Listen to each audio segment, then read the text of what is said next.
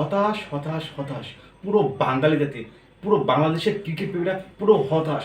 এভাবে আমরা কবে আর হার দেখতে দেখতে থাকবো? এভাবে কবে আর আমরা কিভাবে হাই হুতাশে আমরা এই জলাজ্বলিত দেবো এইভাবে ক্রিকেটটাকে নিয়ে? আমরা যেভাবে ক্রিকেটটা খেলে যাচ্ছি, আসলে কি আদৌ কি বাংলাদেশের ক্রিকেট মানে ইন্টারন্যাশনাল খেলার মানে খেলার কি যোগ্য বাংলাদেশ মানে টিম?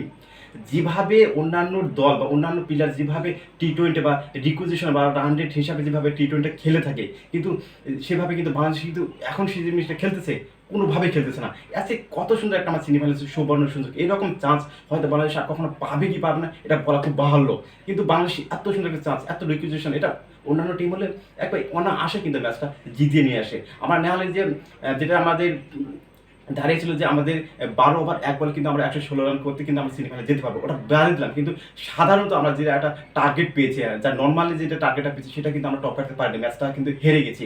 অবশ্যই আমরা কংগ্রেচুলেশন জানাতে পারি আফগানিস্তানকে, তিনি যেভাবে পুরো টুর্নামেন্ট আফগানিস্তানে খেলে আসে তাদেরকে বাহবা দিতে হবে, তাদের জন্য অবশ্যই অভিনন্দন। এবং আমাদের এশিয়া মহাদেশ থেকে অন্তত 2টা টিম কিন্তু কোয়ালিফাই করেছে, ভারত এবং আফগানিস্তান, তাদের 2টা দলের জন্য শুভকামনা, তাদের জন্য অবশ্যই নেক্সট ম্যাচটা ভালো করে। কিন্তু আমাদের যে এই বাংলাদেশের দলটা নিয়ে কি বলবো, বলার কিচ্ছু নেই, কিছু ভাষা পাচ্ছি না। তারা যেভাবে যে ক্রিকেট ফর্মেট এত সুন্দর মানে রানে বল, এই জিনিসটা ম্যাচটা জিততে পারতেছে না। মানে এটা দিতে কি বলা যায়, তাদেরকে কি বললে তারা মানে জিনিসটা ভাবে ম্যানেজমেন্ট বা হচ্ছে যারা কোচিং লেভেল আছে তারা কি জানে না কিভাবে ম্যাচটা মারলে বা কিভাবে তারা স্ট্রাইক করলে হয়তো ম্যাচটা অনায়াসে জিতে যায়। লিটন দাস কি খেলছে, ওনার ওই রানে তো আমার দরকার নেই, আপনাদের পাওয়ার হিটিং খেতে কাজে লাগাতে হবে আপনার বলটা।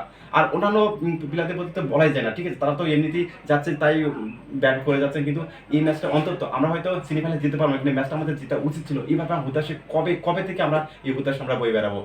আশা করি ম্যানেজমেন্ট থেকে শুরু করে বিসিবি যারা কর্মকর্তা রয়েছে তারা এই বিষয়গুলো নিয়ে বেশি যেন কাজ করে। রিসেন্টলি আফগানিস্তান যেভাবে তারা যেভাবে তারা উন্নত ক্রিকেটটাকে উন্নত করেছে, তারা 12 থেকে 15 বছর যেভাবে তারা উন্নত করছে ক্রিকেট, সেই হিসাবে কিন্তু বাংলাদেশ কোনো সিটে কোথায় নেই উন্নতি, বছর অবনতি দিতেছে।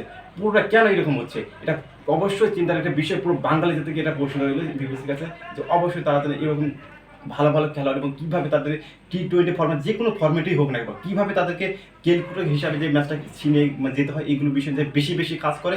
এবং আমাদের এই বাংলা জাতির পুরো যেন হতাশের মধ্যে আলাদা না করতে হয়। অনেকে কিন্তু হার্ট অ্যাটাক বা অনেকেই কিন্তু এইভাবে মানসিকভাবে ভেঙে পড়ে। এই জিনিসটা আসলে আমরা চাইবো না। দু একটা ম্যাচ এভাবে হতেই পারে, কিন্তু বারবার কিন্তু আমরা তীরে এসে তুলে দিতে চাই, এরকম ম্যাচ আমরা কখনো দেখতে চাই না, কোনো এক্সপেক্ট করি না বাংলাদেশের টিমের থেকে।